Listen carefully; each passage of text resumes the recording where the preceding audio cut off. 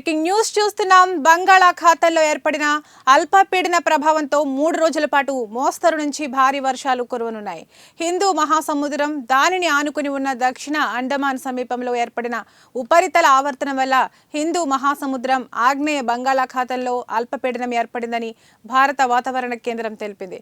అల్పపీడనం పశ్చిమ వాయువ్య దిశగా కదులుతూ దక్షిణ బంగాళాఖాతంలోని ఈ నెల 25న వాయుగుండంగా ఏర్పడే అవకాశం ఉందని ఏపీ విపత్తుల నిర్వహణ సంస్థ తెలిపింది. క్రమంగా వాయువ్య దిశగా కదులుతూ నవంబర్ 27 నాటికి తమిళనాడు, శ్రీలంక తీరాల వైపు వెళ్లే అవకాశం ఉందని అధికారులు తెలిపారు. దీని ప్రభావంతో ఏపీ యానాంలో దిగువ ట్రోపో ఆవరణలో ఈశాన్య దిశ నుంచి గాలులు వీచనున్నాయి.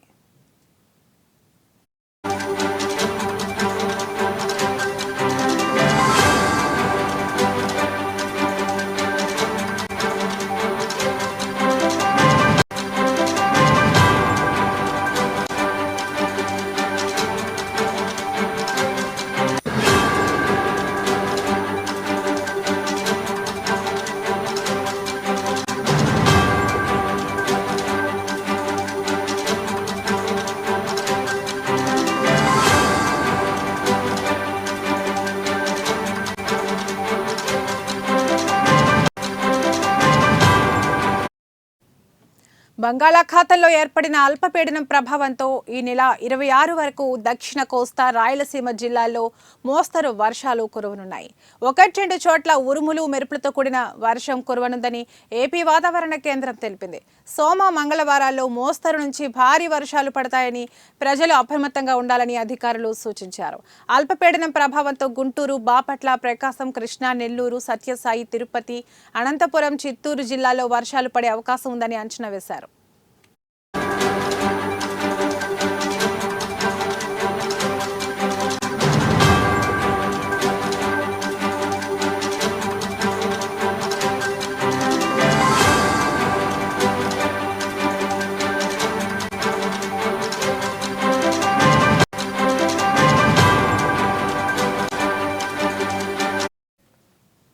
అల్లూరి సీతారామరాజు కోనసీమ, పశ్చిమ గోదావరి, ఏలూరు, పల్నాడు, నెల్లూరు, కర్నూలు, నంద్యాల, వైఎస్ఆర్ కడప, చిత్తూరు, అన్నమయ్య జిల్లాల్లో మోస్తరు వర్షాలు కురవనున్నట్లు అధికారులు పేర్కొన్నారు. అల్పపీడనం ప్రభావంతో 2-3 రోజుల పాటు రాయలసీమ జిల్లాలోనూ వర్షాలు కురుస్తాయని ప్రజలు అప్రమత్తంగా ఉండాలని సూచించారు.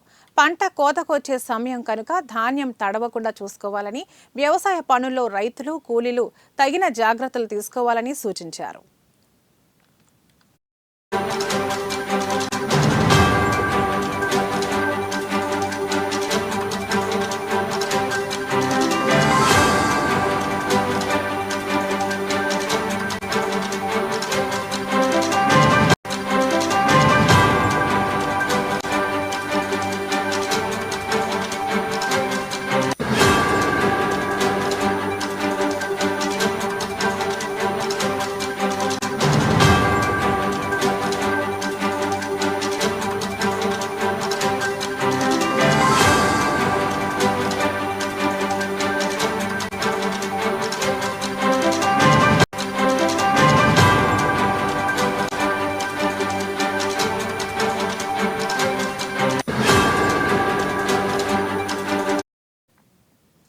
తెలంగాణలో మరో 4 రోజులు పొడి వాతావరణం ఉంటుంది. నవంబర్ 28, 29 నుంచి తేలికపాటి వర్షాలు కురిసే అవకాశం ఉందని హైదరాబాద్ వాతావరణ కేంద్రం తెలిపింది. మరోవైపు రాష్ట్రంలో రాత్రిపూట ఉష్ణోగ్రతలు తగ్గుముఖం పట్టాయి. హైదరాబాద్లో ఆకాశం నిర్మలంగా ఉంటుంది. గరిష్ట ఉష్ణోగ్రత 29 డిగ్రీలు, కనిష్ట ఉష్ణోగ్రత 15 డిగ్రీలు నమోదు కానున్నాయి. తూర్పు, ఈశాన్య దిశల నుంచి గాలులు వీస్తాయని అధికారులు తెలిపారు. హైదరాబాద్లో ఉదయం వేళల్లో పొగమంచు ఉండే అవకాశం ఉంది.